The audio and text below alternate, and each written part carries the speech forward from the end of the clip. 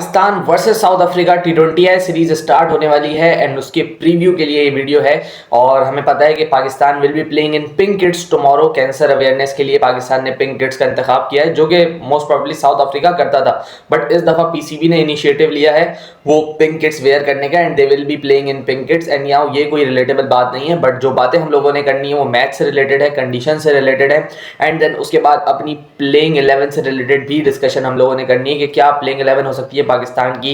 साइम अयूब, उस्मान खान, अब्दुल समद, ये बहुत सारे लड़के हैं और आपने प्लेइंग 11 बनानी है, सो उसके ऊपर भी डिस्कशन करना बहुत ज़्यादा ज़रूरी है, जो कि एक इम्पैक्टफुल प्लेइंग 11 हो सकती है। एंड मोर देन दैट हम लोग ये फोकस करेंगे कि जो भी लड़का इन 11 हो उसको अपने नंबर पे ही मौका मिले, क्योंकि जब एक लड़के को अपने नंबर पे मौका मिलता है तभी वो अपना बेस्ट दे सकता है। लेकिन अगर एक लड़के को आप किसी और नंबर पे खिलाएं और उससे एक्सपेक्ट करें कि वो अपना 100% दे, तो शायद ये पॉसिबल नहीं है। सो उस हिसाब से हम लोग टीम बनाने की भी कोशिश करेंगे, लेकिन उससे पहले चलते हैं कंडीशंस के ऊपर। सो हमें पता है रावलपिंडी का मैदान है, सपाट विकेट होती है रावलपिंडी की, जहां पे रन आप देखते हो कि 200 भी बनते हैं। पीएसएल में तो हमने देखे 250 रन भी बने, 244 रन भी बने।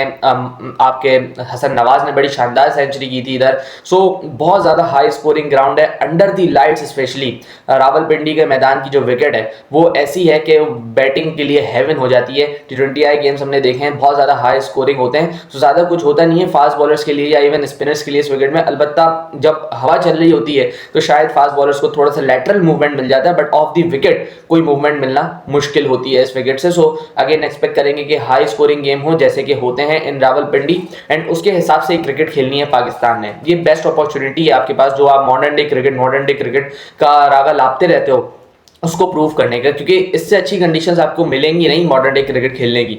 ये वो विकेट्स हैं जो कि बैट्समैन को पहले ओवर से लेकर 20वें ओवर तक बिल्कुल बॉल एक ही जगह पे प्रोवाइड करती हैं। अच्छा बॉल आता है, ऑन टू द बैट आता है, सो यहाँ पे रन और स्कोरिंग अपॉर्चुनिटीज बहुत ज़्यादा होती हैं एंड बेस्ट चांस होता है किसी भी उस प्लेयर के लिए जो कि कमबैक कर रहा हो, स्पेशली बाबर आजम, जिनका रिकॉर्ड भी अच्छा है रावलपिंडी के मैदान पे। 40 की तकरीबन एवरेज है और 140 का ही इनका स्ट्राइक रेट है। सो रावलपिंडी के मैदान पे बल्ला अच्छा चला है बाबर आजम का, सेंचुरी भी है पीएसएल में रावलपिंडी के मैदान पे ही आई थी वो सेंचुरी। सो एक्सपेक्ट कर सकते हैं हम बाबर से कि वो कोई बड़ी इनिंग्स खेले। इसके अलावा भी जितने भी लड़के हैं जो कि एशिया कप में उतना 100% नहीं दे पाए, उनके लिए भी एक अपॉर्चुनिटी है कि वो अपने आप को एक्सप्रेस करें यहाँ पे रन्स करके, क्योंकि साइम अयूब जैसा प्लेयर वो बहुत ज़्यादा अंडर प्रेशर होगा, क्योंकि आखिरी 6 से 7 मैचेस में सिर्फ 35 से 40 रन हैं। उस तरीके से बल्ला बोला नहीं है और अब उसे पता है कि मेरी place in the team can be vulnerable as well. Bowling आपको बचा नहीं सकती है काफ़ी अरसे तक, आपका प्राइमरी रोल ही आपको बचा सकता है। एंड साइम अयूब को पता है कि पाकिस्तान को उनकी बैटिंग की बॉलिंग से ज़्यादा ज़रूरत है इस वक्त। सो रावलपिंडी का मैदान स्कोरिंग अपॉर्चुनिटीज़ किसी बैटर जिसको कमबैक करना है उसके लिए बहुत ज़्यादा असेंशियल हो सकता है। दूसरी तरफ अगर मैं बात करूं साउथ अफ्रीकन टीम की, सो वहाँ पे ज़्यादा एक्सपीरियंस नहीं है, बहुत ज़्यादा न्यू टीम है। आपको only experience player Quinton de Kock दिखेंगे।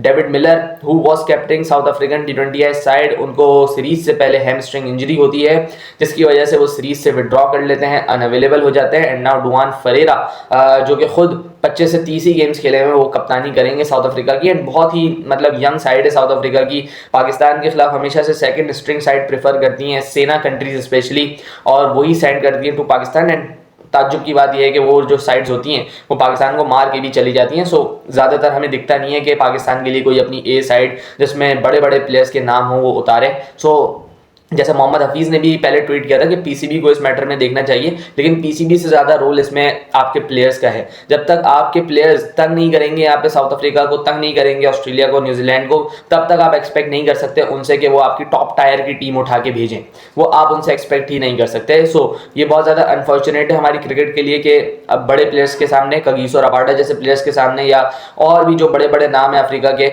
उनके सामने आपको क्रिकेट खेलने को नहीं मिलती है, because as a cricketing nation हम लोग बहुत नीचे चले गए हैं। एंड दूसरे कंट्रीज भी एक्सपेक्ट करते हैं कि यार ऐसी ऑपोजिशन के खिलाफ हम अपनी बेंच स्ट्रेंथ को टेस्ट करके उनको एक्सपोजर दें तो ये बेटर होगा। और आपने देखा कि जब हम लोगों ने फेवरेबल कंडीशंस भी बनाई, इवन वहाँ पे भी साउथ अफ्रीका कामयाब हो गया एक मैच जीतने के लिए, जो कि उनके लिए एक सीरीज विक्ट्री की तरह ही है, because no one of us was expecting South Africa to win here, but वो एक टेस्ट मैच जीत के सीरीज ड्रॉ करके यहाँ से 50-50 पॉइंट शेयर करके गए हैं। सो उनके लिए बहुत ज़्यादा बेनिफिट्स है। एनी हाउ टी20 क्रिकेट पे वापस आते हैं। सो हमें पता है यहाँ पे सलमान अली आगा के ऊपर भी कितना ज़्यादा प्रेशर होगा। सलमान अली आगा एज अ कैप्टन परफॉर्म नहीं कर पा रहे हैं उस तरीके से।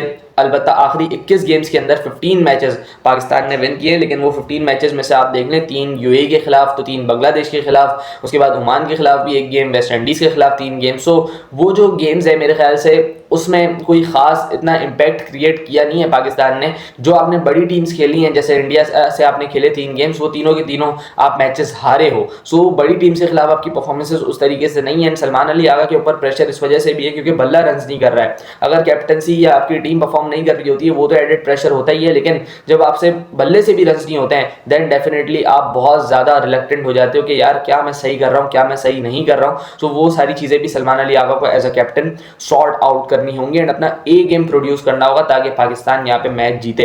रावलपिंडी का मैदान है, टीम्स प्रेफर करती हैं कि यहाँ पे चेज की तरफ जाए एंड स्पेशली जो अब मौसम आ चुका है नवंबर का, शाम के टाइम पे सर्दी हो जाती है एंड ड्यू का फैक्टर बहुत ज़्यादा आ जाएगा इन पाकिस्तान एंड स्पेशली उस साइड पे, नॉर्दर्न साइड पे तो बहुत ज़्यादा ड्यू का फैक्टर होता है। सो सेकंड बैटिंग जो भी करता है उसके लिए बहुत ज़्यादा आसानियां हो जाती हैं क्योंकि ड्यू जब पड़ती है स्पेशली तो विकेट वैसे ही सीधा है और सीधा हो जाता है, देन स्पिनर्स का गेम तो खत्म हो जाता है क्योंकि बॉल ग्रिप होना ही बंद हो जाता है एंड उसके बाद फास्ट बॉलिंग के लिए भी बहुत ज़्यादा मुश्किल सिचुएशंस हो जाती हैं बिकॉज बॉल स्किड करने लग जाता है। सो ये बहुत ज़्यादा चीज़ें हैं जो ड्यू की वजह से ख़राब हो जाती हैं इन अ क्रिकेट गेम। और जो भी टीम जीतेगी वो बॉलिंग फर्स्ट देखने के लिए ही जाएगी एंड आप देखेंगे कि बॉलिंग फर्स्ट वाली टीम को बहुत ज़्यादा एडवांटेज भी मिलेगा।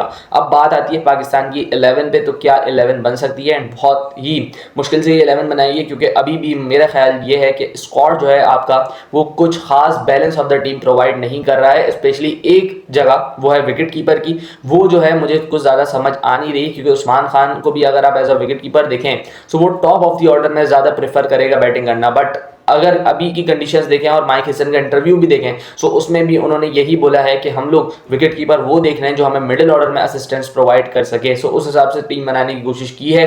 सो देखते हैं कि क्या टीम बनती है। अलबत्ता मेरी टीम जो है वो ये है कि Sahibzada Farhan and Saim Ayub to open the innings, उसके बाद Babar Azam to follow one down इस वजह से क्योंकि माइक हिसन ने ये आगाही दे दी है, वरना अगर टीम बनाऊं तो Babar Azam will be my opener with Farhan, but अभी यहाँ पे वन डाउन खेलेंगे। देन सेकंड डाउन पे उस्मान खान, उसके बाद आपका 5वां नंबर सलमान अली आगा खेलेगा। सलमान अली आगा का 5वां नंबर येट अगेन मैं बोलता हूँ कि सलमान अली आगा ज़ाया होता है 5वें नंबर पे, बट स्टिल आपकी टीम कॉम्बिनेशन ही कुछ इस तरीके से है सो हम कुछ ज़्यादा कर नहीं सकते हैं इसके अंदर। फिर उसके बाद अब छठे नंबर की बारी है। अब छठे नंबर पे आई डोंट फील कि हसन नवाज ज़्यादा इम्पैक्ट डाल पाएंगे क्योंकि हसन नवाज एक ओपनर, उसके बाद जब उन्होंने शिफ्ट किया तो उन्हें 14 नंबर दिया गया, वहाँ पे उन्होंने अच्छी परफॉर्मेंसेज दी, वेस्ट इंडीज़ में जाके भी अच्छा खेला, उन्होंने बांग्लादेश में भी अच्छी परफॉर्मेंसेज दी, बट उसके बाद से आपने उसका नंबर छेड़ना शुरू कर दिया एंड दिस इज़ वेयर उसकी परफॉर्मेंसेज गायब हो गई बिल्कुल। अब जो है मेरा नहीं ख्याल कि हसन नवाज ज़्यादा इम्पैक्टफुल हो पाएगा एट 6th नंबर।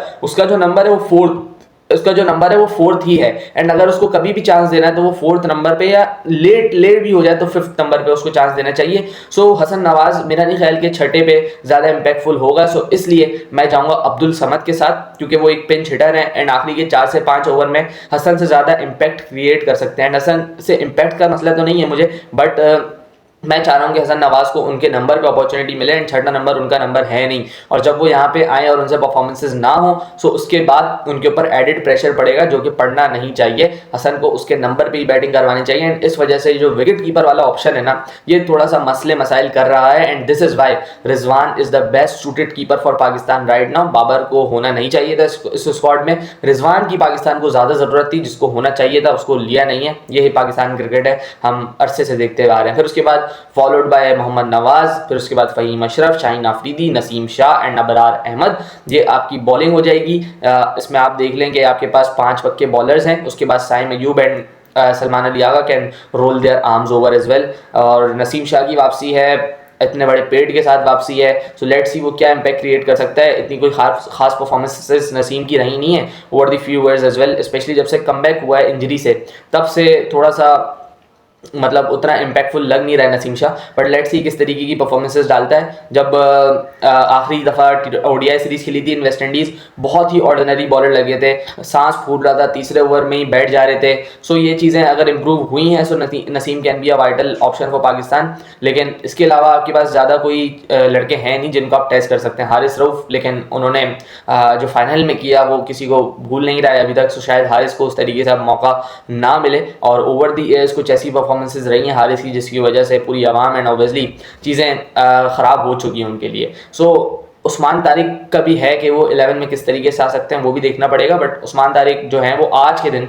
यानी मंडे वाले दिन स्क्वाड को ज्वाइन करेंगे एंड मैच आपका ट्यूसडे को है। So most probably Usman Tariq कल नहीं खेल रहे होंगे गेम, वो आगे के गेम शायद उनको दे दें, वो भी इन प्लेस ऑफ हुम, ये बहुत बड़ा सवाल है। श्रीलंका के अंदर तो आपने उस्मान को खिलाना ही खिलाना है, अबरार एंड उस्मान दोनों के दोनों आपकी टीम में होने चाहिए, फॉलोड बाय आपके पास मोहम्मद नवाज। सो ये तो आपकी टीम मेरे लिए है कल के लिए जो 11 खेलनी चाहिए, और ये हमारा प्रीव्यू था। आप कमेंट कर सकते हैं कि आपकी 11 में कौन कौन होगा। मिलते हैं किसी और वीडियो में, अपना ख्याल रखिएगा, अल्लाह हाफ़िज़।